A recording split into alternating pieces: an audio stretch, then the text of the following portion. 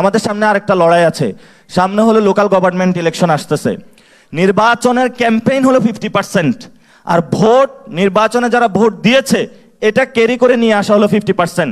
ফলত পাড়ায় মহল্লায় যে যেখানে আছেন কেন্দ্রভিত্তিক এজেন্ট হয়ে যাবেন, এবং যারা প্রিজাইডিং অফিসার হয় সাধারণত স্কুল কলেজে যারা টিচার হেডমাস্টার, তাদের সাথে যোগাযোগ শুরু করবেন যে মাপ চাই, দোয়াও চাই, রাজপথে অনেক রক্ত দিয়েছি, ক্লাসে শিখিয়েছেন ভালো মানুষ হইতে, ইলেকশনের দিন তো আপনার এটার উপরে আমল দেখি না, আপনার এটার উপরে আমি ইলেকশনের দিন আমল দেখতে চাই, যে কোনো সন্ত্রাসীর পক্ষে আপনি কাজ করবেন না।